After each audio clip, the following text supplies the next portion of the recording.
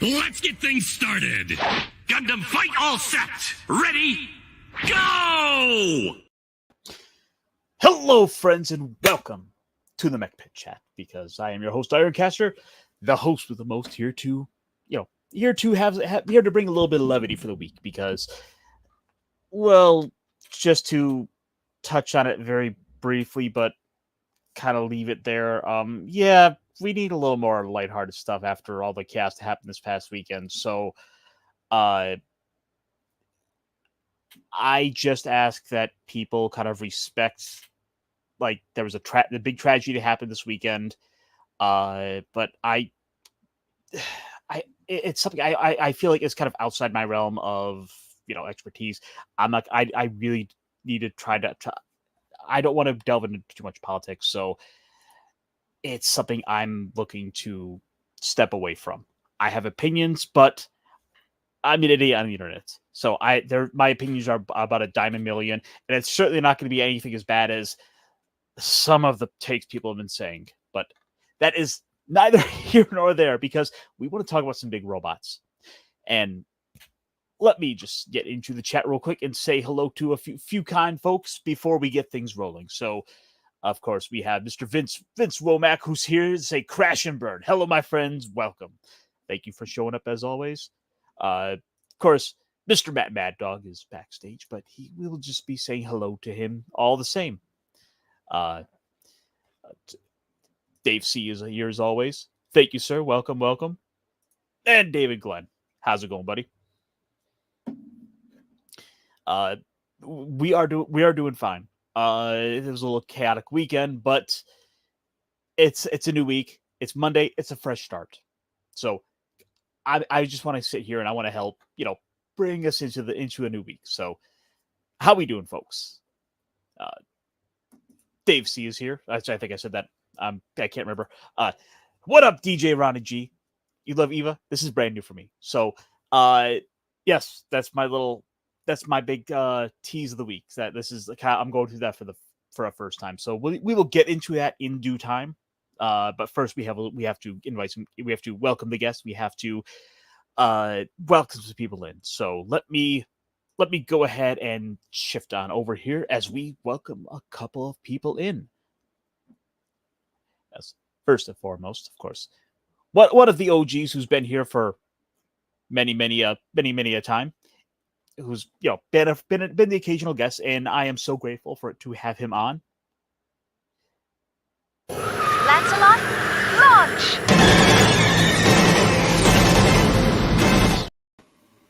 Is Mr. Mad Dog. Hello, sir. Welcome to the Mechpit. Personally, I would have preferred the Veltal id from Xenogears, which I'm definitely going to be gushing on this stream. But Lancelot, yeah, it's aight. Yeah, I really need to go grab a few more clips. So that is probably gonna be the goal for the next week or so. I'm probably looking next week. Look up Xenogears Veltal id and go nuts, bro. Will do. I've got like I said, I've got some time off. I'm looking to take next week off, but I don't know. Maybe we'll do a couple of test streams during the week. But that is a week away because we are here now. How are you doing, sir? Oh, I'm doing perfectly fine. As I said earlier, I was playing some Project Wingman, and let me tell you, this is basically legit Ace Combat in all but name, especially right down to the epic as fuck storytelling. Oh, okay. So it's basically just an Ace Combat. Oh yeah, it's basically Ace Combat in all but name. Okay. See, that's one of those little projects of love that I just was completely off my radar. I'll have to check this out. Yeah, you really should play some more Ace Combat. It's legit good. It's right up there with Armored Core as my favorite thing. It's one of my favorite things ever. My favorite video game franchises ever. Well, before we get into it too much further here, we got to go ahead and bring in one more person. So, without further ado,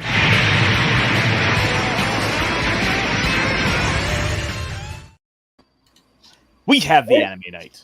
Hey there, Anime Night. Long Hey time no see, my guys. friend. Yes, Ironcast. It's been far too long since I've been here.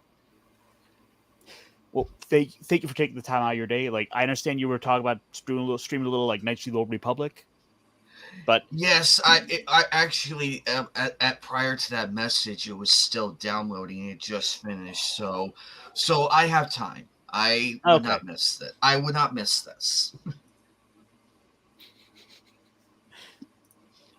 Another ace. We get enough of that from Geets. Oh, dude! Like you guys have that show is so good. But I don't know if you've I don't know if you have a chance to check out Kamen Rider Geets yet.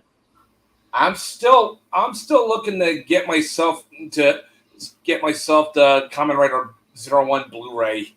Oh, Yeah, I think a load of I money. love Kamen Rider 01. It's pretty much my favorite Kamen Rider show so far because it's pretty much my first real taste of Kamen Rider. And let me tell you, it's basically everything that's awesome about Blade Runner. It's basically Kamen Rider by way of Blade Runner. And there is a really weird like thing there where it has a lot of elements of that, like you were saying. And the thing is, everyone always has that first one they check out and they turn into their favorite. For me, it was Wizard, who is at the end of the day, it is a fairly mediocre series, but I still it has a soft spot in my heart because like I got into it because I'm like, this dude looks awesome as heck. I mean, he's a magician. Well, let's just say I basically want to start off with one of the best, and 01 just happened to be one of the goats right here. What about you, Anime Night? Have you checked out any of the Kamen Rider at all? Sorry, I was just sharing your stream for a moment. I heard a lot of good things about the new Kamen Rider. I haven't fully sat down and started watching because I've been catching up on the backlogs and also checking out different animes. It's on there. It's on my list of what to watch next and everything. It's just a matter of getting to it. Yeah, I still got my little guy here. Is it just me, or does Kamen Rider Geets give me serious Kamen Rider Ryuki vibes? And that there's this big Kamen Rider battle royale thing going on. It happens more often than you'd think that they wind up having a rider battle royale sort of thing going on. Like Ryuki was that. Gaim did that. I think Ex-Aid did that as well. That's another Kamen Rider show I want to see stateside on Blu-ray. Kamen Rider Gaim. I've heard so many great things about this show, and from what I saw of this show, it might as well be another favorite because the plot is damn near Xenogears at times. Oh, absolutely. I mean, it's basically it's Fruit Samurai, where they're all basically fighting over the forbidden fruit to basically become space. The whole fruit gimmick, which you would think would be kind of goddamn ridiculous, but this pretty much goes from ridiculous to redonkulously awesome. Excuse me. It is so worth the time. Especially because like as far as current day superheroes go, I mean, you're really not getting anything all that worthwhile out of like out of the big two. Fuck the MCU and fuck modern day DCEU. Yeah. Hell, fuck Marvel and DC nowadays because they're pretty much hollowed husks of what they once formerly were. Yeah, the future of superheroes is pretty much Kamen Rider, Super Sentai, and of course Ultraman and Garo. Oh yeah, I mean, and the thing is, it's a whole new medium of characters with vastly different powers. I mean, you watch through one of these, Kamen Rider series, and you're realizing like, holy cow, like Geats at his like strongest is able to warp reality, reverse time, and erase people into black holes. Like, Yeah, Doctor Strange, eat your fucking heart out. like, oh yeah, this was a show that was supposed to just start as like a silly battle royale. Like, oh, he became the god of a reality. Oh, he's strong. But Yeah, again, Doctor Strange, eat your motherfucking heart out. I mean, to be fair, that like other characters in the series are also just as powerful, and it's not. Yeah, The thing is, like, I've heard Gaim's pretty fucking powerful in his own right. Oh, he, and the thing is, like, as far as those two are super strong riders themselves, but as far as like all the other series go, like they are like they maybe cross the top 5 because there are other riders that are like they're like incredibly more powerful than them. Like, I think Zio or Legend is able to like manifest and summon other riders. That is pretty powerful. I mean, I'm not even sure if that's OP compared to Fruit's Samurai God or. Well, the thing is, like, those other riders are able to then summon and manifest his powers. Like, as in, like, you have a rider who can summon riders from other series. Okay. Yeah, but I'm also gonna gush about Garo too because Garo is basically Kamen Rider by way of Spawn. Well, I'm sorry. I hope we're try to bring you back in a little bit, Anime Night. Yeah. By the way, I guess it's kind of a roundabout way of saying it's kind of worth your time to watch. Yeah. No, I'm don't mind me. I love sitting, listening, and watching. So I'm observing, and it does sound interesting because I did watch the OG Kamen Riders and everything. Heck, I am the OG himself, and I know the glare is there and everything, but Are you talking about the OG Kamen Rider or just Kamen Rider Black? Oh wait, no, it's Saint. Oh, I'm sorry, I'm confusing Saint Seiya for Kamen Rider. God Saint Seiya is great. I love it too. God bless America. It's fine, dude. Mistakes happen. We respect all of our armored warriors. Like, in fact, that's all the not to mention, over here. Yeah, not to mention. I do have Macross, so I have the few of the ladies too. So I have a few of the ladies involved. Macross is the GOAT anime franchise next to Votom's, man. Like, I did an unboxing. I did an unboxing long ago of both ladies, and I had so much fun. Okay, which Macross gals you got? The one with the guitar, and I'm trying to remember their names. You mean Mylene Genius from Macross 7? Yes. And what was the other one? She has pink hair, has a little furball companion. That's Mylene Genius. Yeah, okay, I'm talking about the other one. Oh. Darn it, I cannot remember her name, but I'll send you photos in Twitter DM later on, Matt. I'll send you the photos because my memory is. If you want my opinion on best Macross girls, numero uno is Ishimara from Macross 2. Yes, I love Macross 2. Fucking bite me. It's the Hayase from the OG, and Do You Remember Love? Okay, Cheryl Gnome from Frontier. Well, guys, I think it's time. I think it's time to get in a little bit of news. So let me go ahead. Let me do our little transition here because that is one of the fun things I like to do is kind of finding all these little stories from the week and bringing them forward because it ain't all gonna be big huge stories of oh my gosh, like we got a new movie announced and we got a totally brand new. So how about the one I did a little bit ago about about the Sonic RPG? How the president of Sonic Team wants an RPG made before he retires. Yeah. That counts as news yeah. too. Really?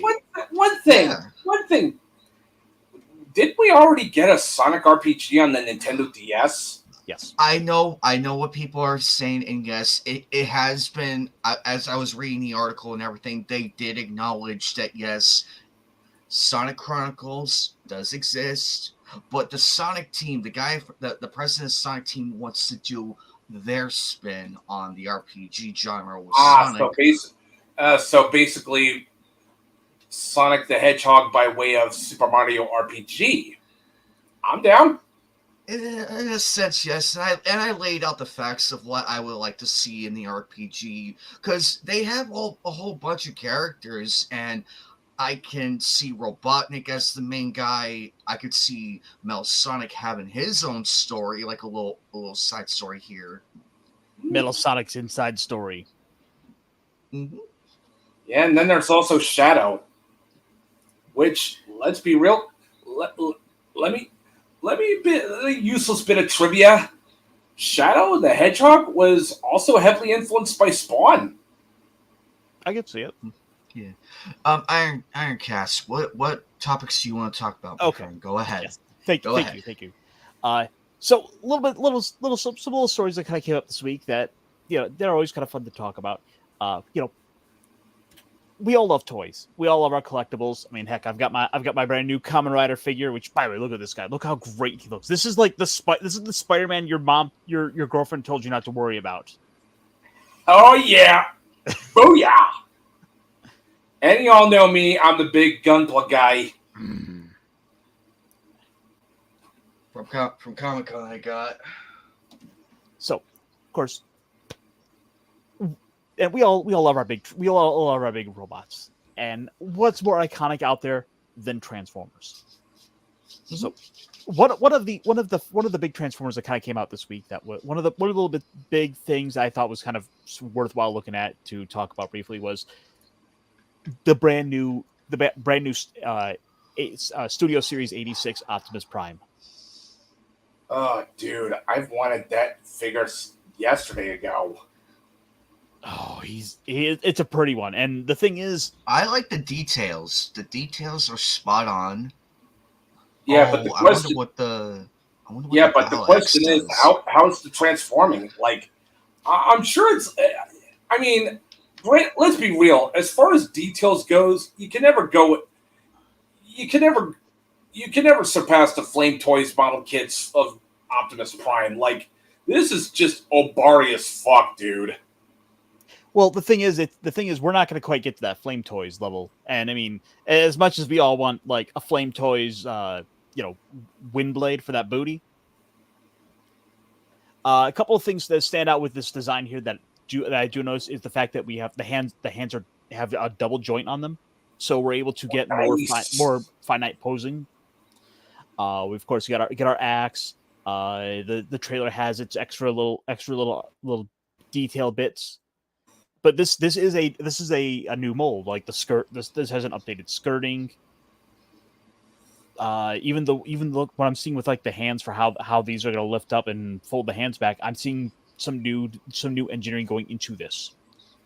So this is gonna be sort of your new premier like classic Optimus Prime. That if you're gonna get one, this one might be the one to get. If you don't want to spend the money for a masterpiece. Though that might not be too far. I could see on his fingers like the hands open up. There's little screws right there. That's actually genius, and it's because I don't know about you guys, but I struggle every time when I get a figure and they have the accessories. I struggle badly just to like perfectly put like the sword, the axe, or the gun, or what have you, and the hand. Oh yeah, I know that feeling all too well, especially. Thank God, whoever came up with that design needs a raise. They need a raise. Yeah, I know that struggle all too well, especially when putting weapons on my gun lock. Look at that! Ooh, this is too hot for the screen. This is too hot. I'm getting the vapors. And not only this, like some of the extra little details they brought in here with this are also look great. Well, first off, we gotta have that money shot. We're getting roller with it too, which is an extra little. We're not worthy. We're not worthy. We're shit. We suck. Okay. However, Let's see. What do we... the price is gonna be a hurty one. Told ya. $100. Well, We're not worthy. well, I mean, I can understand the price. Like, I can understand because all that detail and everything has gone into it. The thing is, the last Optimus with the trailer was about 50, so it was literally half the price of this one. But which is gonna be a fortunate thing with this, like all the Hasbro stuff is marked up. I'm quite fortunate that I have my Optimus that I wanted, so I don't need another unless they can give me some big justification for it. And for myself, I don't quite see that here. This isn't quite doing it for me. As great as that posing is. Oh yeah, that is legit Transformers the movie shot right there, man. Yeah, and that's what we're getting with the Studio series here. Pachoo, pachoo. Did I mention Optimus Prime was my hero? Was my childhood hero? Okay, maybe. And the extra Energon axe might be a temptation that makes me want it. Imagine if it lit up. Like, you push a button and it lights up. Stop, Anime Night. And then Get you got the touch. You got the power. Yeah. After all is said and done. This justifies the $100. This justifies it. Yeah. Now $100 is great. Now $100 is crazy to the common folk.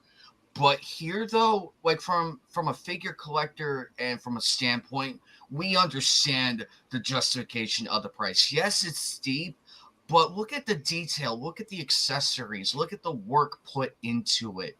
And this is made with love. Well, the big concern I have, and is it looks like they didn't cheap out, and we're not seeing hollow sections in like the inner thigh, which is a big Hasbro tactic. This is way more than one could say about Earthspark, which was just what the actual goddamn Harry carried. Wide world of Kentucky Fried ain't Sam Hill fuck was that? Vince, fully expect the Nemesis Prime. Fully expect the shattered glass Optimus out of this too. We're going to give him in purple. We're going to give him in black. We'll probably get LA Lakers colors out of him before we're done with this mold. Because you better believe they want to Hasbro wants to reuse a mold if they can. If they think they could sell another 10,000 figures of it, they're going to do it. Actually, they'll probably go and reintroduce him in a new color scheme and create a brand new character. Because they know there's collectors who want every character, at least once. I think for once in this day and age, I'm giving Hasbro the props it deserved. Because this is legit good. Unlike Earthspark. You could also make a Detroit Red Wings scheme with this and get away with it. Oh, yeah. You could get away with that. Yeah, you could get away with that because it does represent. There is representation there in this. Oh, you could probably make Optimus Prime into the RX-78 2 Gundam if you could. You know, it's funny you should happen to say that because that does bring me to my next story. Oh, go ahead. Yes. So, as much as we love on that design there, there was we did a little bit of Gundam stuff, and I have two stories for this for you guys. So, lay it on me, baby. Of course, I don't know about you guys. I love to have a little Gundam representation on me. Sometimes you might want to go get a nice little hoodie. You know, I've got a Xeon hoodie myself. Bro, Gundam is my favorite anime franchise next to Macross and Votoms, man. But would you say you have Gundam accessories for everything? What about Your underwear. Do you have Gundam underwear? I don't know if I'd ever Maybe. think about getting Gundam What? Gundam Oh. underoos, but Oh, I assure you, they sell Gundam underwear. But the thing I want to ask you about is, what about some shoes? yeah, those look more like Crocs to me, dude. I don't think They're I do footwear. Crocs. Oh, come on. No. You wouldn't rock the Croc? Now, now, if they did Gundam sneakers, maybe I'd consider it. They come at it at 50. Let's see. Unfortunately, these only look to be in kid sizes. They cost $60. So these the all-terrain clog version of the shoe with a fabric strap. But just think, you could like get some little Gundam Crocs.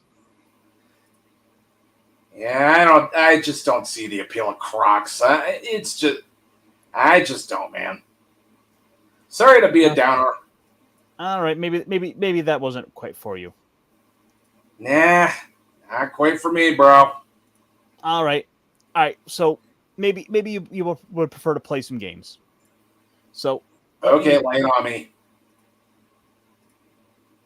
let me pull this back up as we share this tab.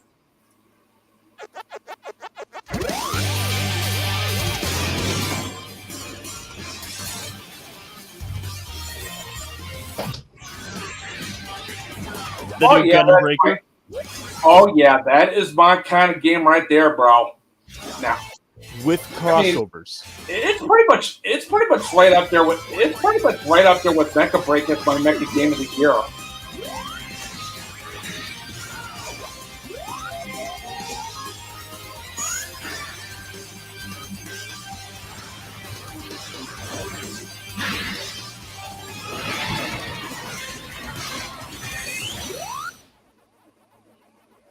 Okay, I'm just gonna be blunt with y'all. Gundam Breaker 4 is probably gonna be my Mecha Game of the Year alongside Mecha Break if Mecha Break comes out this year. If not, then probably either Gundam Breaker 4 or Scramble Lace would be my Mecha Game of the Year.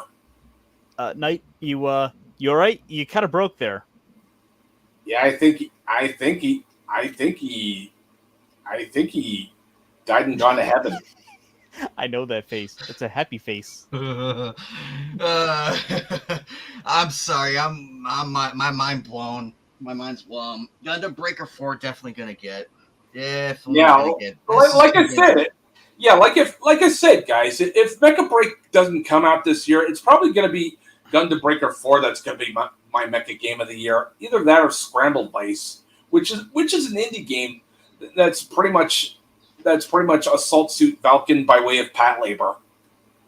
Yeah. So that's a gloss over that little announcement there. Gundam Breaker 4 is going to be getting some crossover DLC with it. And our first bit of DLC has been announced as Pac-Man. I can respect it. Yeah, I do like me some Pac-Man, especially Pac-Man 99. Speaking of which, my sister got me these. Ooh. Oh, nice.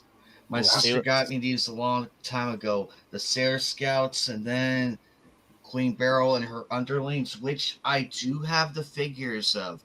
I completed my Sailor Moon figure collection.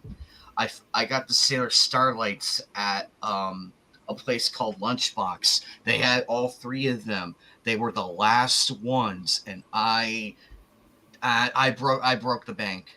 I did not care how much it cost. Like, look, you could charge me full price for this. I don't care. I'm getting this.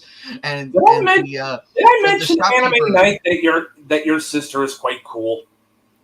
Mm-hmm. She's exactly the coolest person in the room. She knows me better than anybody else.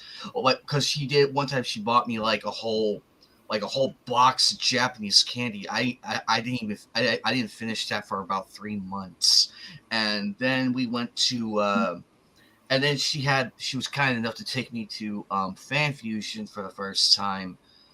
When I first started cosplaying, she was kind enough to take me, and we've been going ever since. Cool. So I'm so sorry, Aaron Cass. You were about to No, share no. the next topic. I'm so sorry. no, you're good. It's great getting into these little things. I just bought some material. I was wanting to like go and build myself a wizard hat. I don't mean Kamen Rider. I mean like I want a Gandalf-esque like wizard hat. Because I already look like a dwarf. Already look like a fantasy You may as character. well. I mean, you may as well. What's stopping you from going I out may and getting a hat? Yeah, I'm more thinking Gimli, dude. Well, see, I need to go and get myself a pipe. Yeah, I'm more thinking Gimli, dude. So, all right. So I've got two stories here to cover real quick, and then we'll go ahead and talk a little Eva. So, let me pull this up here because, well, the current Kamen Rider series, Kamen Rider Gotchard, is coming to a close. It's on episode 44. There'll be about another 4 or 5 episodes left, and then this series will end, only to start in like September with the next Rider. That's the way this goes. So we're basically in the wind down phase for this current series, and we're getting ready for the next one. So we are at that time of year where we're getting the early previews for the new Rider, and so that first appearance is really gotta sell you. And this one has really been a bit of a surprise for me. I'm not quite sure what I was expecting, but here, why don't we go ahead and give you guys the lowdown, because we now have our next Rider, Kamen Rider Gav, and he's Candy. Ooh. Interesting. Here we go. So first off, there's quite a bit you can kind of tell with it. Like a couple of interesting things, like his armor is kind of like reminds you of like gummy worms, which stands right out to me. Yeah, I could see that. Yeah. The question is the storytelling going to be good, like anything like Gaim? Like, remember how ridiculous the fruit gimmick was for Gaim? Well, that turned out to be part of the storytelling and world building, and Well, it's basically an integral part of why Gaim was so good to begin with. Speaking of some storytelling, this would be the great appropriate time for having a new contestant drop in. So, without further ado,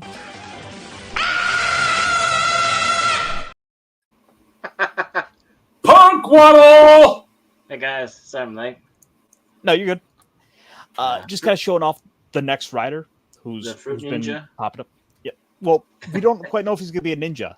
I mean, we've already had Fruit Samurai, so this is the Candy Man.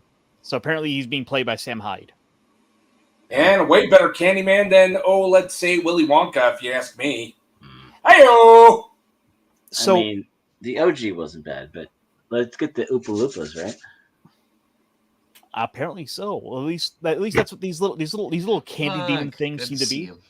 Mhm. And so, and I've talked about this a little bit before, but we are getting some like full on suit designs for these alternate forms, because if you notice in these little bubbles around him, there's 4 other designs. Each one is based on a different snack food. And we actually have some suit designs for them. So Nice. just switch over here. We have chocolate, candy, marshmallow, and potato chip. The candy one looks like really big, bulky mech suit. It looks like a Really? Kotobukiya kit that's already might be on the market, like frame arms. Like I'm surprised that wasn't a Candy Gundam or something. I don't know. I'm going for common Stay Puff right here. Yeah, did I mention Japan really loves its munchies? Like, Yeah.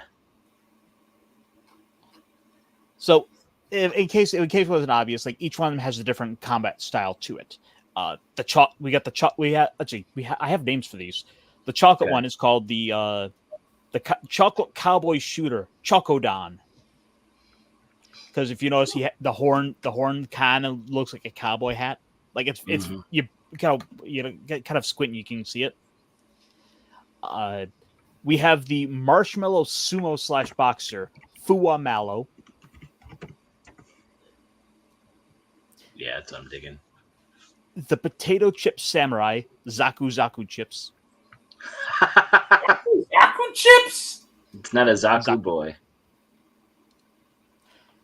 And then finally the lollipop mecha warrior, Guru Khan. Say what again? Guru Khan. Or Khan. You Khan.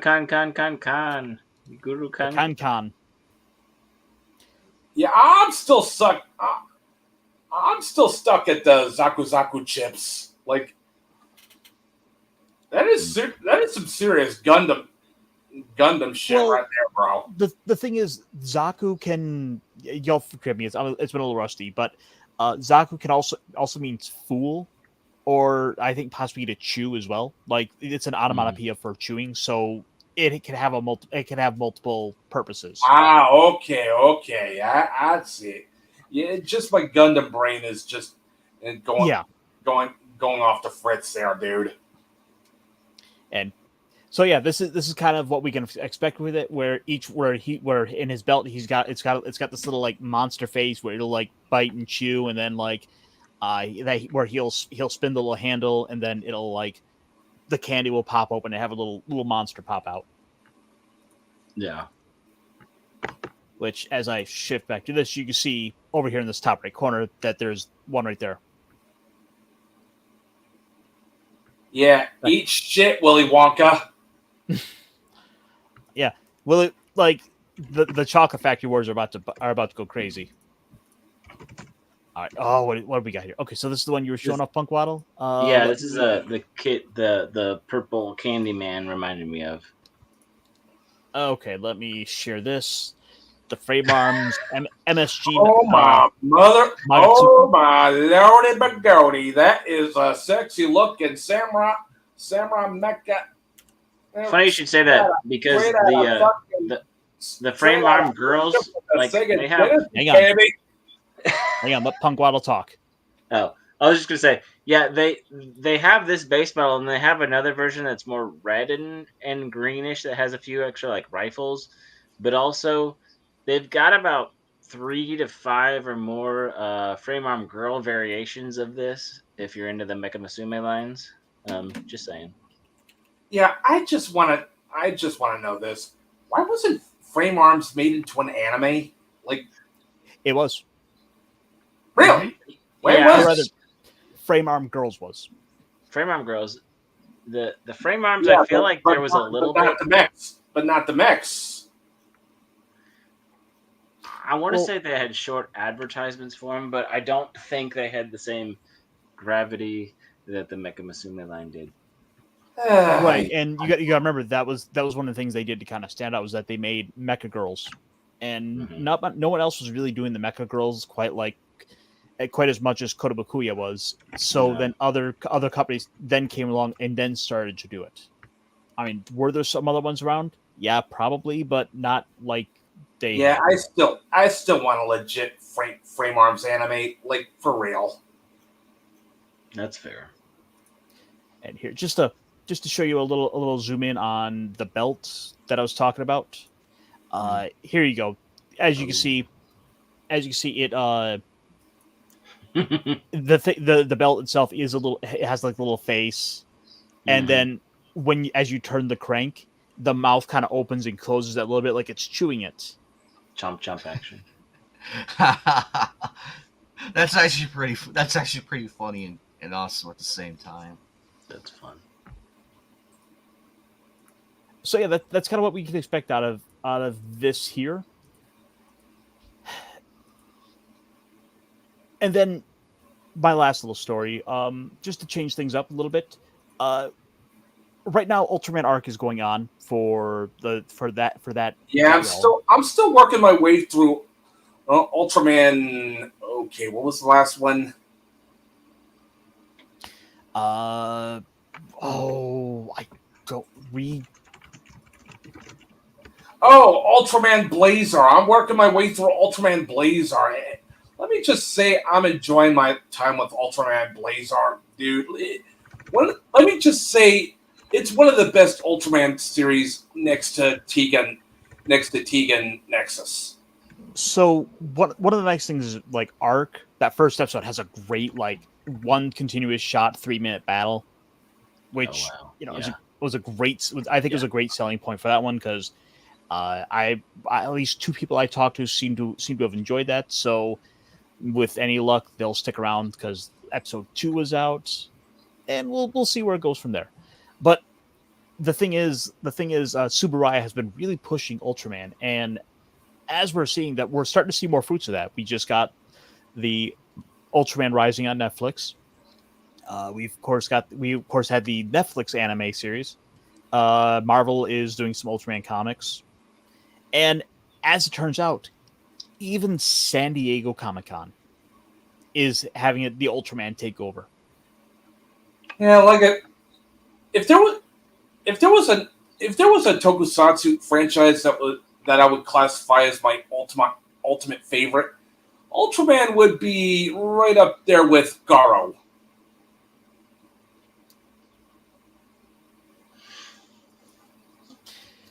Let's see. So get ready to connect with Ultraman like never before. Today, Subaraya Productions announced that Japan's most iconic superhero, Ultraman, will be taking over San Diego Comic-Con in a big way. All weekend long, fans of the pop culture franchise will have access to premium Ultraman content, from must-attend panels, unique screenings, meet and greets of the Ultraman live characters, autograph sessions with the artists and talents, collectible merch, and more. So, of course, some of the panels include a comic panel where we are talking about the Ultraman X Avengers, which... Let me just take a moment. Ultraman curb stomps the MCU. Hands down. Like, for real. I mean, there's just no contents. The MCU... The last time the MCU was good, it was basically Infinity War and Endgame, and that should have been the end of that. Ultraman, however, just keeps getting consistently good with each entry. Hell, even the weakest Ultraman series is still many times more enjoyable than the strongest Phase 4 MCU. Looking at you, Captain Marvel. And the thing is, I'm kind of hoping that this comic might actually be kind of something worthwhile, because I miss picking up my Marvel comics, but I'm picking up plenty of books without them. I'll still pick this up probably because it's Ultraman, and it's not like Marvel gets a ton of my money anyway.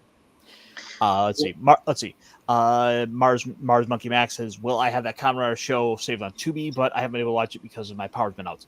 Ooh, I'm assuming you're on Texas, buddy. Keep me informed. Let me know how you're doing.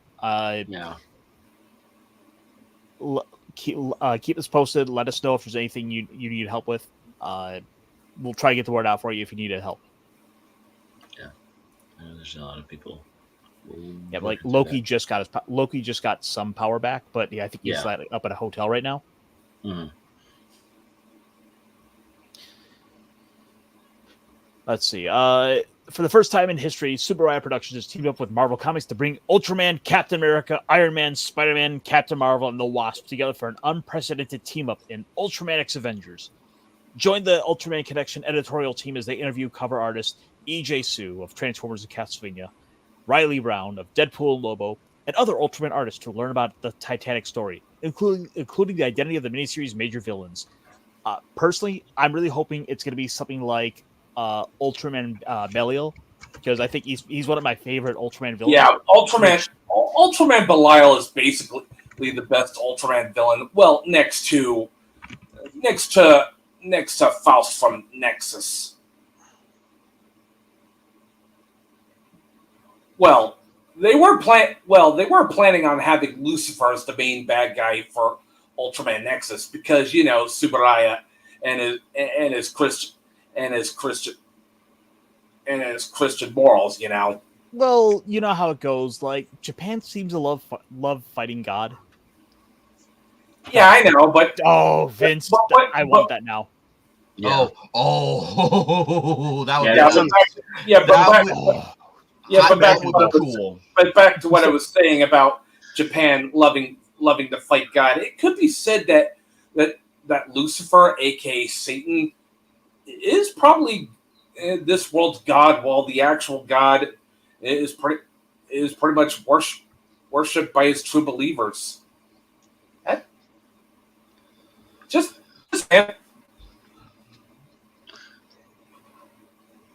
Uh-oh. You all right? I'm okay. Let's see. I- So, sorry, I go was, ahead, Buckwaddle. I was gonna say, I don't know, Doctor Doom is Ultraman. Yeah, I could say that. I was trying to in my head. I was thinking, Ultraman versus Thanos.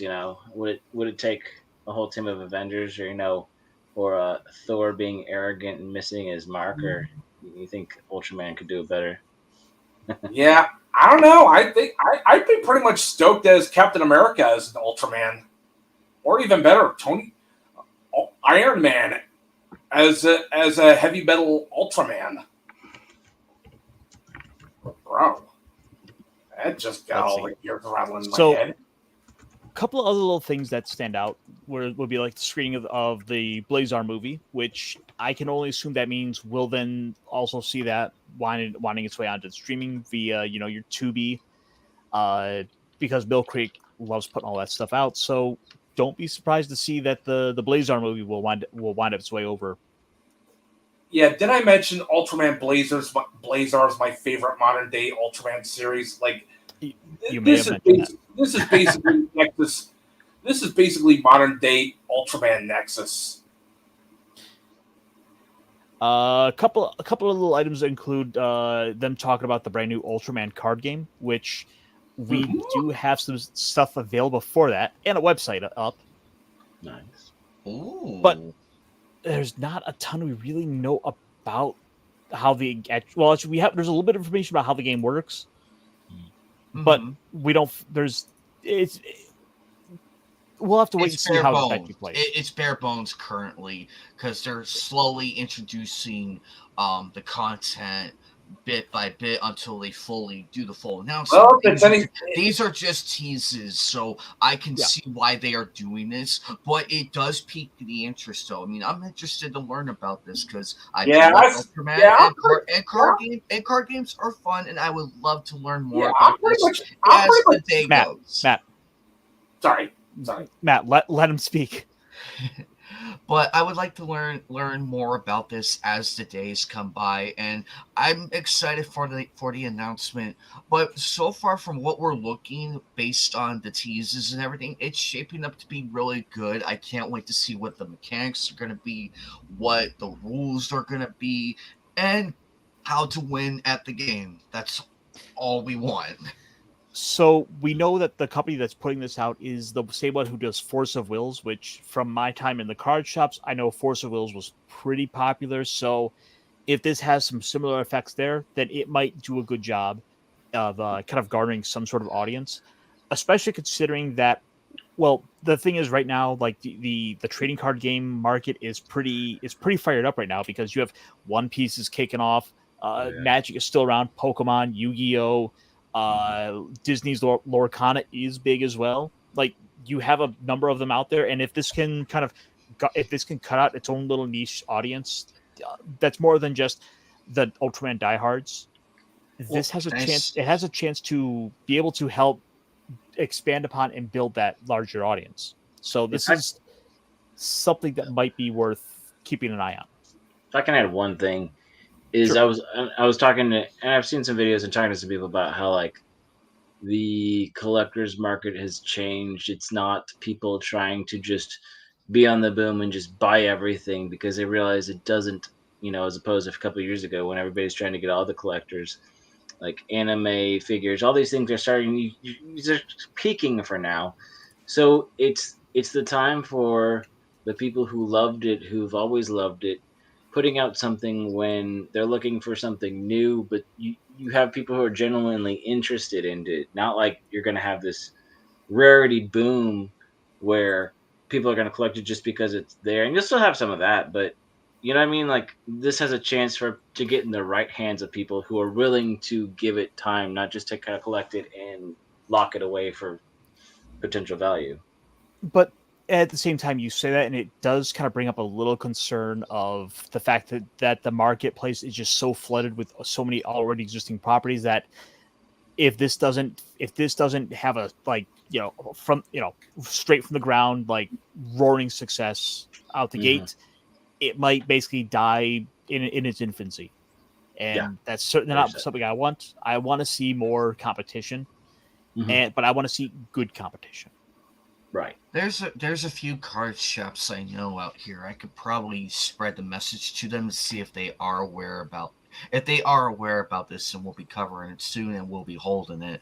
If you know any card shops, people, get this out there. Let's see this become successful, because this is a great idea and a great concept, and I would love to see it have the staying power that all this has, and not be a one-hit wonder like we've seen with the other card games that had great concepts, but they crashed immediately afterwards. Yeah, I've actually been wanting to get into the card game scene. Hell, I've actually been interested in playing Yu-Gi-Oh! Hell, I've been even wanting to build myself a mecha deck for Yu-Gi-Oh! That way I could take on the whole dueling kingdom with my army of giant robots. There was a card game I was really wanting to see. I was hoping to get in my area. It was called Battle Spirit Saga, which is yet another Japanese card game. It is out there, but I don't think it quite really stands up compared to the Yu-Gi-Oh's and that. And the thing is, it has some great crossovers. Like the thing is, you have a lot of your fantasy stuff. You have your mecha stuff in there as well, which is great. Okay. And it has the crossovers. Like in Japan, like they have Kamen Rider cards, they have Godzilla cards. And then in part of this last year, with them bringing it to the US, they brought out the Gundam cards. Ooh, what game was that again? Battle Spirit Saga. Battle Spirit Saga. Got it. Here, I'll show you a Gundam card. And then we will shift over to our main topic, which is talk about a little bit of Neon Genesis Evangelion. I was too happy today.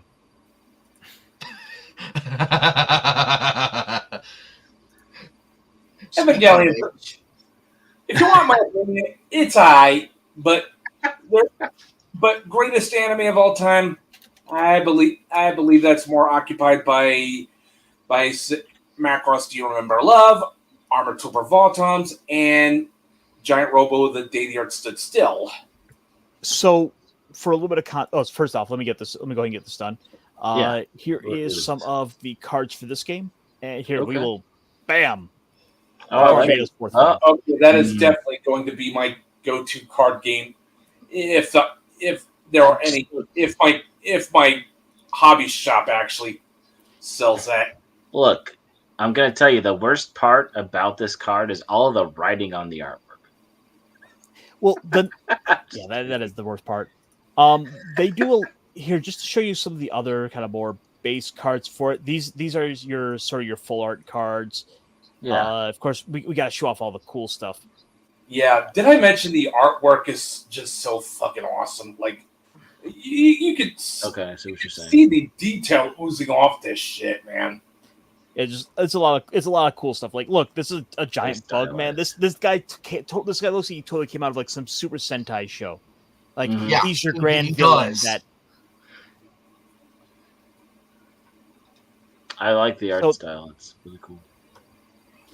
It's kind of a neat game where one of the mechanics is you actually get these little like crystals you're using to like play cards and draw stuff. But again, it's something I haven't been able to find at any of my local game shops. So this one may just kind of unfortunately pass me by unless they can put out like an online version of it. What was it called again? Battle Spirit Saga. The thing is, it actually in Japan. This has a long shelf life where it's been around for probably about a good 10, 15 years at least. Mm-hmm.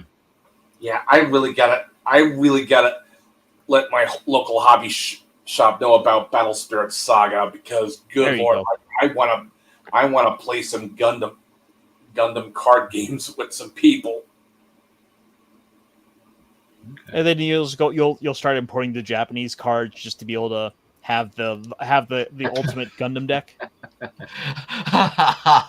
Tequila Gundam. I don't know if I go that far. I don't know if I go that far. I don't read Japanese. Imagine his weapon, his sword being that of a tequila glass. That would be hilarious. I don't know, the moon runes, they kind of scare me. I mean, to be fair, it's kind of curious why they don't have. And I'm sure there might be a parody or that needs to be one. You know, Tequila Gundam, Vodka Gundam. Tequila Gundam's the best Gundam ever made, hands down. Like, the only reason why it lost Shining Gundam is because it didn't have Denny Trejo piloting it. Well, and he also wanted to. Gundams can do stuff now.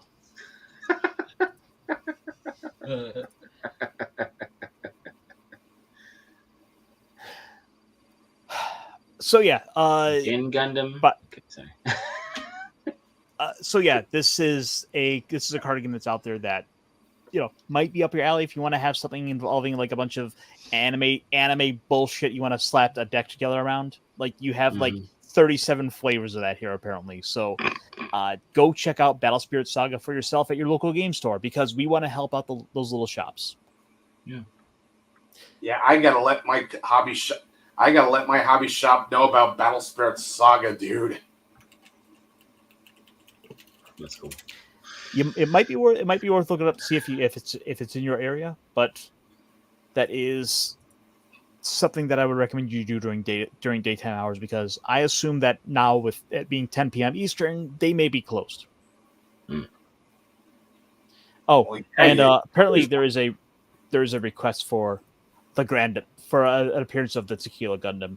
Now, unfortunately, I do not have Brandon's great Tequila Gundam clip, but I can instead show you the Gundam Build Fighter Tequila Gundam, because he doesn't have that. So maybe I'll have to go and clip that for myself.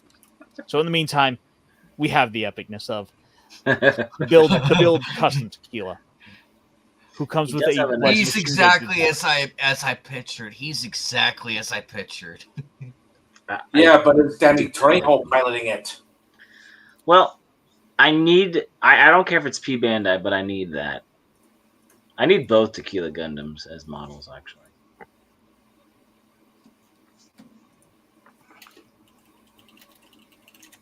He's missing the rich Western mustache. He's missing it.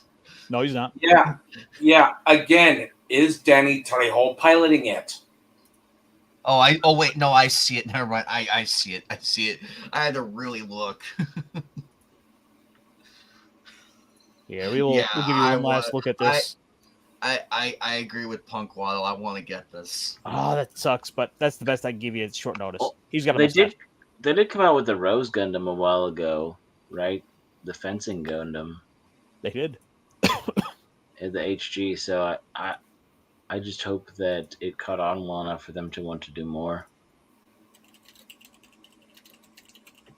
Well, considering that we are getting more stuff with Build Fighter, or with with G Gundam, I wouldn't be surprised to see they don't do a series of those. Or at the very least, they give us like a couple of the main units. Like give us the Burning Gundam, give us Master Asia's Gundam, and then maybe like Maxter or one of the other popular Gundams from that show. Like the Dark Gundam was supposed to be a nightmare that they made, because they were like, there's no way the toy manufacturer are gonna be okay with it making the Dark Gundam, and then they made the toy. Mm-hmm.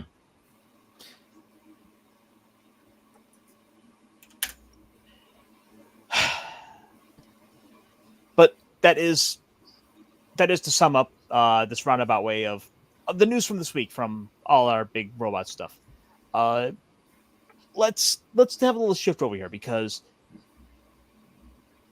I decided to finally start in this past week Neon Genesis Evangelion, and after. And so far I am about 5 or 6 episodes in. Here, I will go ahead and pull up my Annie list on this one, just so we have a little reference. this is something I'm coming to for the first time. So a lot of what I'm seeing with the show is my fresh takes. I don't have a lot of the baggage to it. I know that a lot of people seem to enjoy it. Matt says he thinks it's okay, but Yeah, but they're also haters of that show too, because it got popular. yeah, Mm-hmm. that and they also so have issue with the show's main character, that being the beanpole in the middle. Shinji. Yeah. It's because it's easy to understand why, and I was kind of starting to dislike him, but at the same Yeah, time, but at he's the a same 14-year-old time, kid. I mean, I'll admit I'm not exactly as big on Shinji as the main character, but at the same time, I also understand and his whole character arc, because the kid, considering he has abandonment issues, and the fact that abandonment issues, neglect issues, a whole swath of childhood trauma that I mean, the baggage that comes with it, and people are basically hoisting the responsibility of saving the world from a second Armageddon.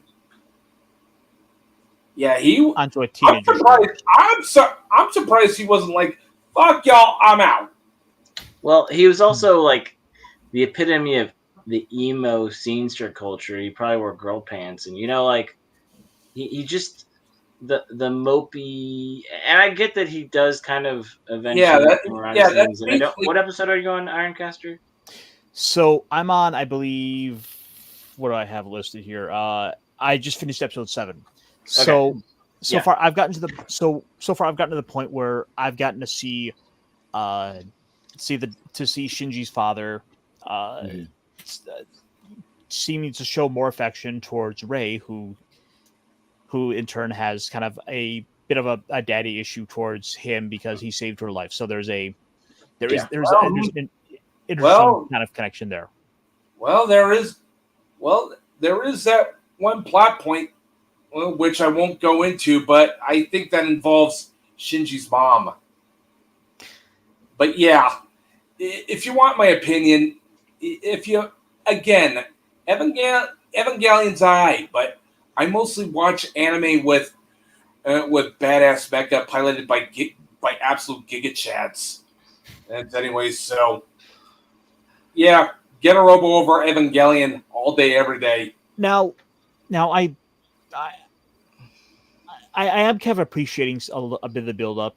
Shinji, to his credit, is seemed to get more into and accept that this is his lot in life.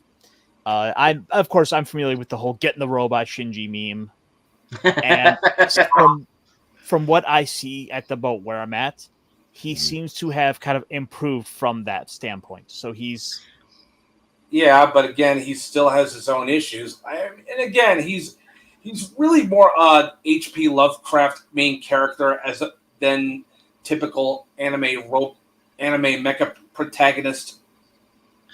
He I would he does fall in the line of just the kind of reluctant, whiny, like very reluctant hero, reluctant main character. Like Yeah, I said, but he's not.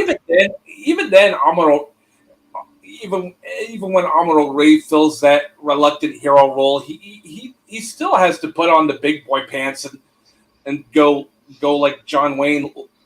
A man's Right, got to but do what a man's got to do. yeah, I mean they're definitely like you said, it's family issues, lots of just understanding his purpose. He wasn't. I mean, he's not like a new type or anything like that. He's just.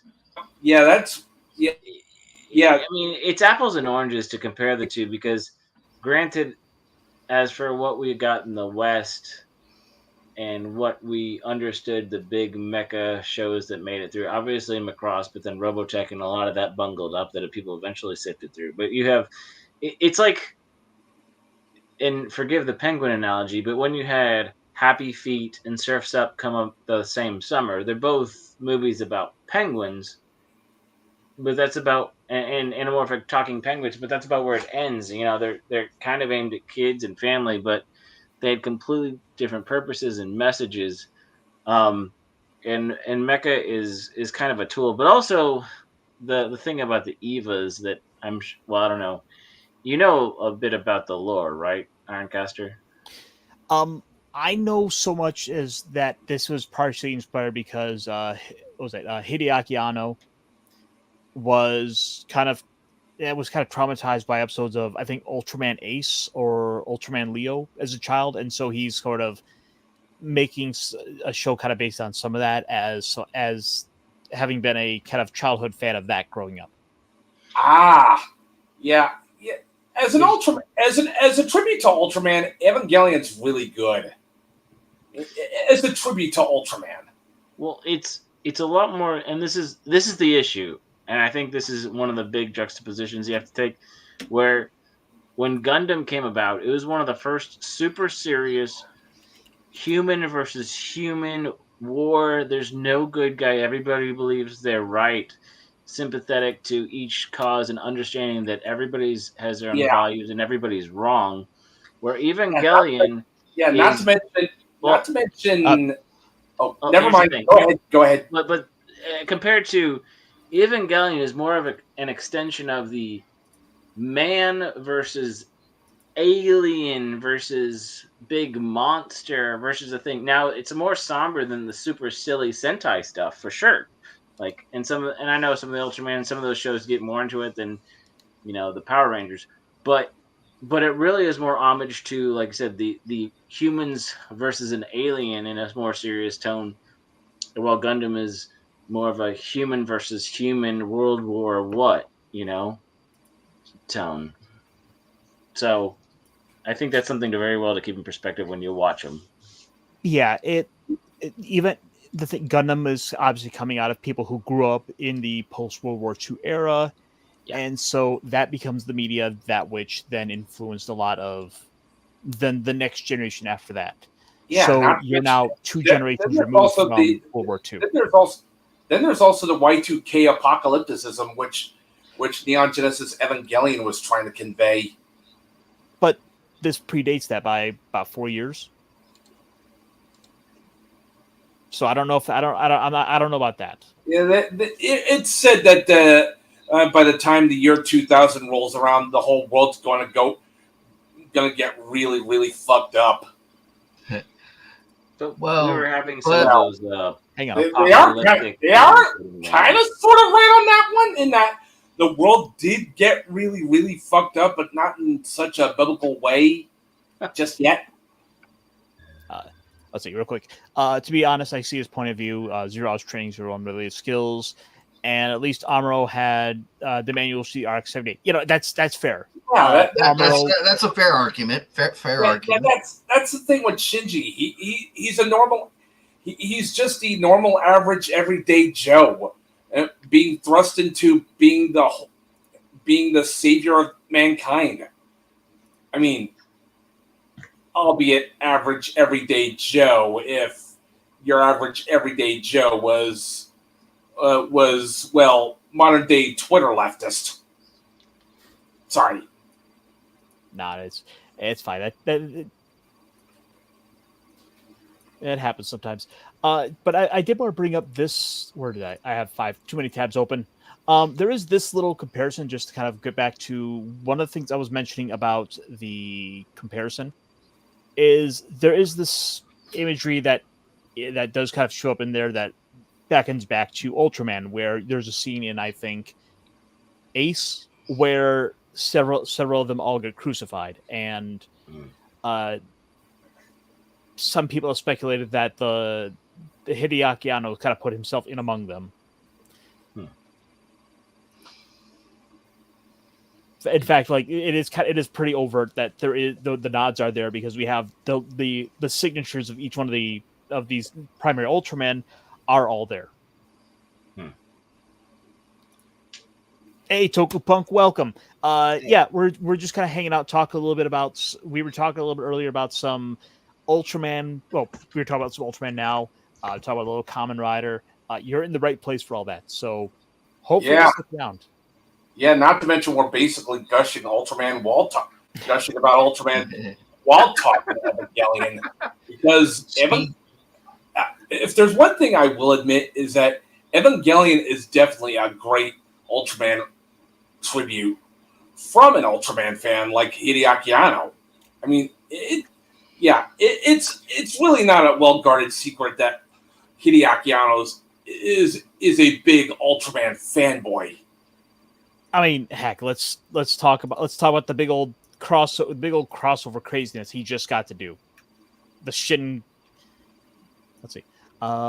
Eva is the most misunderstood series ever. Anti-tubers and Eva fans tell you it's a deconstruction and construction of mecha no otaku, and you should feel bad when Eva's just like, oh, yeah, no, exactly. That is Exactly what I'm talking about. Mhm. Evangelion wasn't trying to deconstruct the whole mecha genre. In fact, it's a celebration of the mecha genre. That's coming from a guy like myself who just says Evangelion's alright.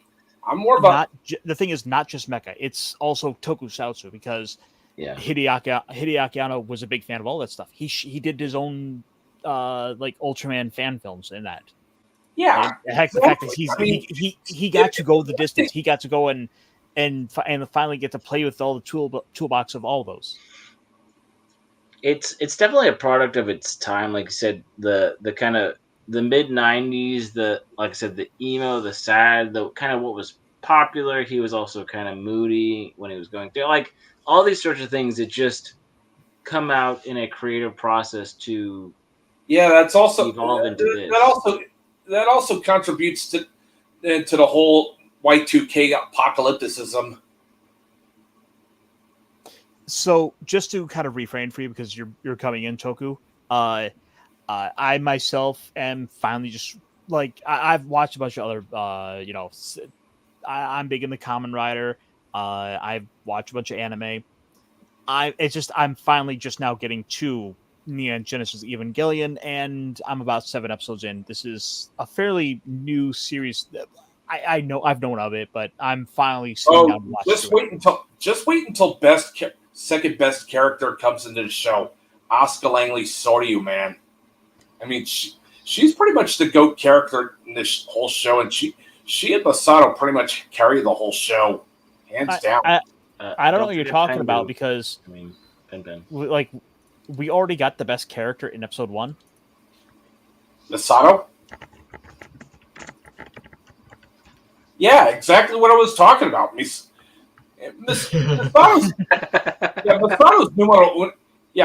numero uno, but Asuka's a close second. Yep. Pen is the best character, hands down. I said it in the chat, Well, yeah, you're punk waddle, dude. You have an affinity for penguins, man. Okay, I'm biased. Moving on. Vince, I think that's really just because like the Japanese just have a weird interest in German. I don't know if it's just because of World War II, but it's always kind of been there. It's probably because they were allies with Germany in World War II. Not to mention Germany has some of the best metal bands out there, except being one of them, man. So all in all, that said, I'm really enjoying it. Misato's my favorite character in the show right now. I'm like, where can I get a girl like her? Speaking of which, in three weeks, let's see, the 20th, 27th, August 3rd, I will be going to Anime Impulse. So, and the voice actress for Rei from Evangelion and Rei Zero, I think Ram is her name, will be there. Cool. That's my next autograph I'm gunning for. Yeah, if there's one thing I will admit, Tokupunk, is that Evangelion is one of the animes that got me into anime alongside Gundam. I'm a big One Piece fan. I'm weird with Evangelion because I see its eye, and yet I'm singing its accolades. You even got me into anime along with One Piece, because But by the way, you should really do yourself a favor. Go check out the other Shin films. I'm a huge fan of Shin Kamen Rider. I've gone and picked the figure for it. But if you're talking One Piece, then let me. Booyah! Straw Hat. Mugiwara. No, absolutely love it. I gotta reach out to Brandon, the anime guy, because he and I need to sit down and talk a little bit more One Piece, because he's going through it for the first time, and Yeah. I'm his ship navigator for that series. Yeah. So we gotta get been the a band while. back together for this. He's been watching Gundam. He's been watching Gundam Wing. I was on with him. Yeah, I I got in a think it was yesterday Gundam or the by a day Gundam 0079, bro. And Gundam 0083. Nick Weiser, yes, at him too. Which Yeah. here, I will drop a link for you, because I also just did a. I just did a live stream with a couple of fine folks. Very fine folks. To talk Shin Kamen Rider. So come check out our review. I introduced the film to a couple of friends, and yeah, it's a little more chance to experience a really great film. Mhm. Yeah, I'll drop the link for that. So, all in all that said, I'm looking forward to watching some more of this, and I think when we wrap this up, I will probably curl into bed and probably watch a couple more episodes tonight. Yeah, I'm definitely checking out Shin Kamen Rider tomorrow. On Do yourself a Amazon. favor. I believe it's currently available on Amazon Prime or under. Yeah, possibly I Max. think I got Amazon Prime. So yeah, I'm checking it out tomorrow. Also, I will drop a link to my annual list, because what can I say? I think it's fun to have. I think it's a fun little social media platform just to kind of track and talk anime and manga. And I think everyone should come over and check it out, because hey, it's kind of fun to check that off and kind of see what your friends think as you all kind of mark those shows off, and you can kind of like, I don't know, have the little competition, like, I watched more anime this week than you. I'm the bigger weeb. You just a poser. I prefer the term otaku, because we just sounds like a derogatory term. Weeb. Yeah. But yeah, that was the big thing this week. I think I can definitely see why people like Evangelion, and it's a show that I do want to check out some more of. Yeah, if there's one, yeah, it's one of these shows that is a really great tribute to Ultraman, next to Tekkaman Blade, Get a Robo, Giant Robo. The day the Earth stood still, even though Giant Robo was more a tribute to the OG tokusatsu that it came from back in the 60s, but still very Ultraman-like. I think I might have to actually agree with you on this one. Like, 01 was fine, but it has issues with sort of the ending, because of the well, how do they say it? Because of the virus of unspecified origins, kind of throwing the monkey wrench into that show. And it had some issues with Saber. Even that Sentai series that year kind of had some troubles. Oh, we got to highlight Toku Punk's next comment. And I'll say Getter Robo is definitely the GOAT Super Robot franchise, hands down, for real. All right, yeah. Gotchard is losing me. I'm just watching at this point. I'm just watching it because I want to, because I think it's got a couple of neat form designs to it. Mm-hmm. But at the end of the day, it's just mostly because I want to check it off. I want to throw it onto my little list. Let me.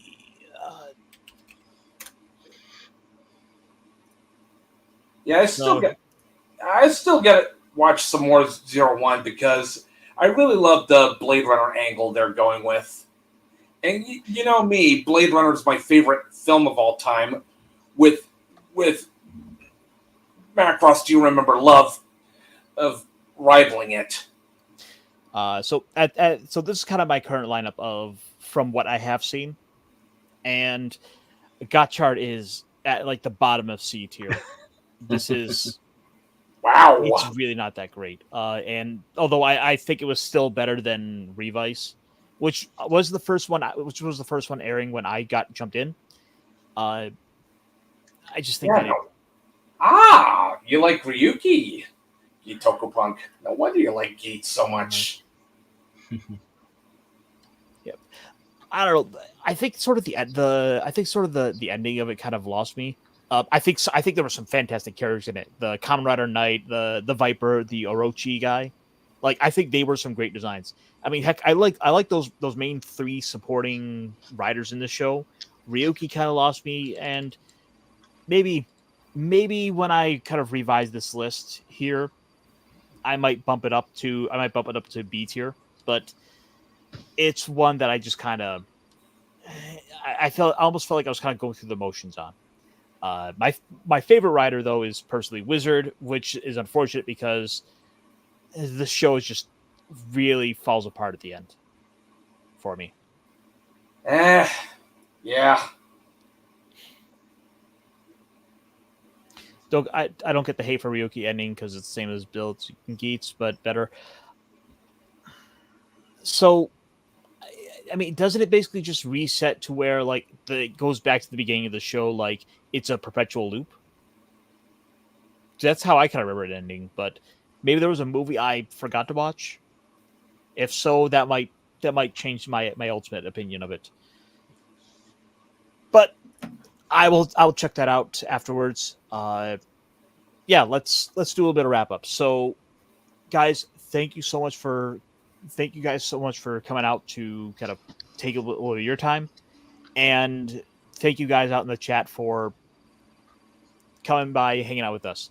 Hopefully I've been able to justify and earn your sub to kind of stick around because I want to keep talking about some more fun stuff. And who knows, maybe Yeah, we you yeah, guys we really you need to guys help yeah, we steer the really need show to as talk much. some more Votoms too, and Xenogears and Macross, and especially more Gundam too.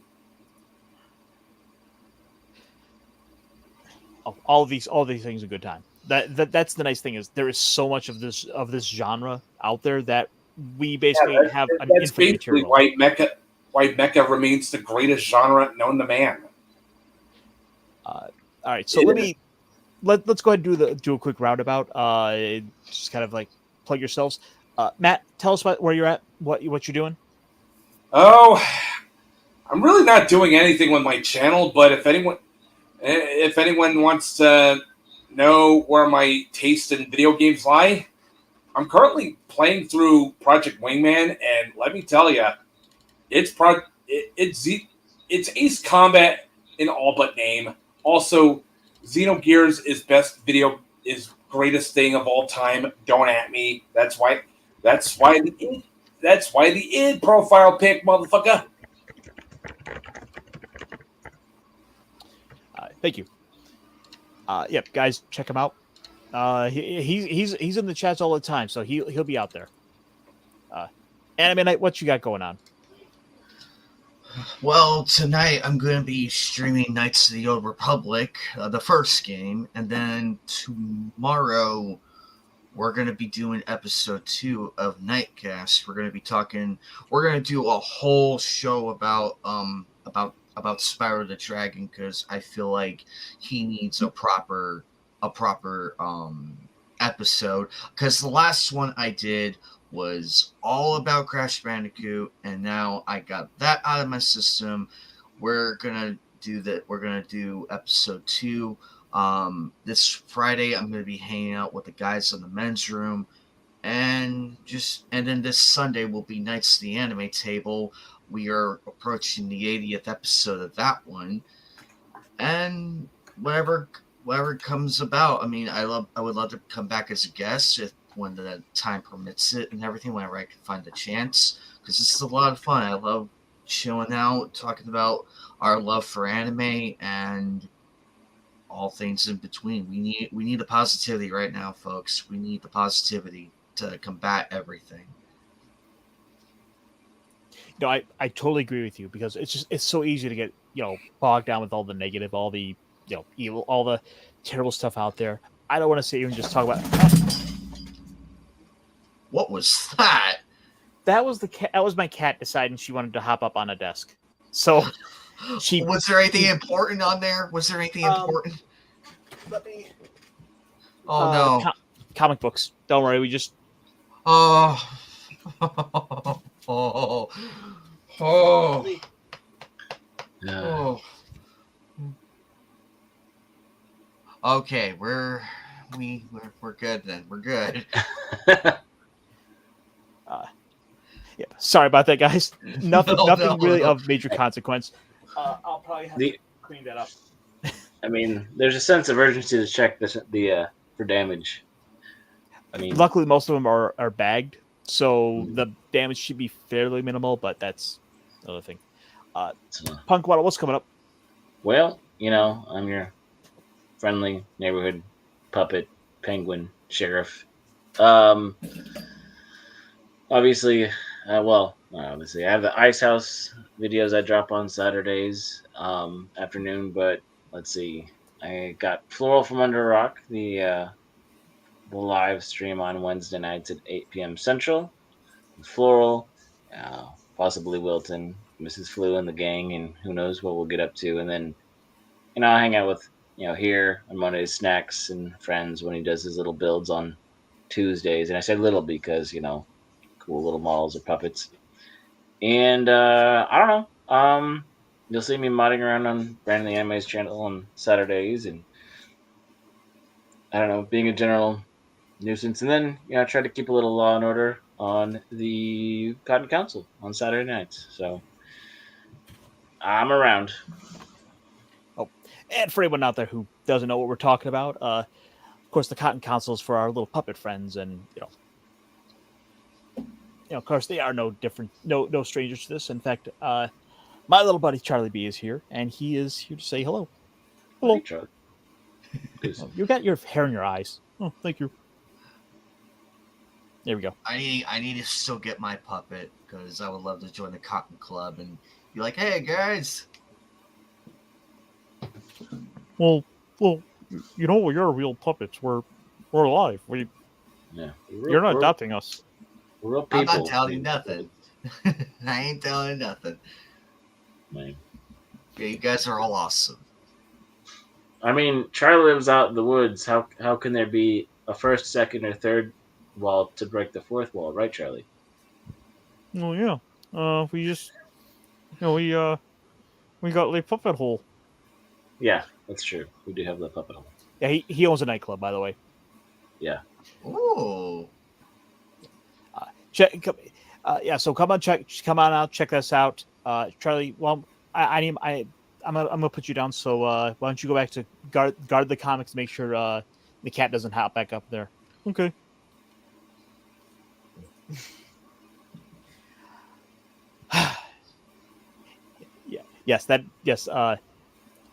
That is exactly what it is. It is the Muppet nightclub. They all get together. They curse like sailors, and Punk Waddle has to try to keep them all in line. Yeah, I do a terrible job, but sometimes I have funny jokes.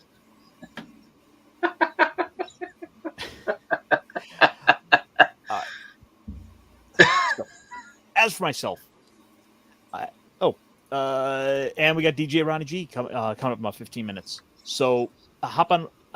If I knew about that, I would probably set up a redirect. So get with me for next week, and we'll set that up for you, right? So maybe we can start kind of feeding up the late night shows into each other. And I think, hey, let's help each other out because we all do that in the mornings. Why don't we do it at night? Exactly. So, as for myself, I will be on tomorrow. Keep, my links are all in the chat. Thank you, DJ Ronnie. Thank you, thank you, Vince, for dropping all those for everyone here in the chat. For everyone here, Yep, I will be on tomorrow on the Tuesday show Talk Hard, where this week we are delving into Jaws for our movie review for the week. And then after that, I'll be on over with my buddy T-Shirt for the week for our little Tuesday with Geeks, where we are talking about a little bit more of the geek stuff that came out this week. Who knows what Wizards of the Coast did this week, because they sure love to stick their foot into it each and every single week. Like, and it's like the thing is, I'll end the show with that, and then the next day news comes out like, oh yeah, by the way, they fired someone. What? Like it just keeps happening. It's crazy. Who else but Watsy? Yeah. Who else but Watsy? Friday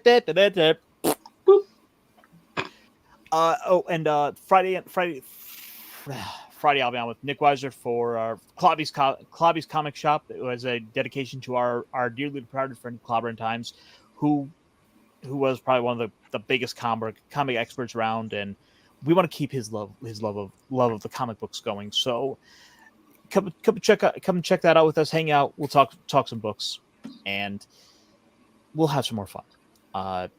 I'm on Twitter at the Ironcaster, so follow me there, and I'll be linking you guys to wherever I'm at on the internet. So, guys, do you guys have any last words before we depart? Duck, waddle, and roll.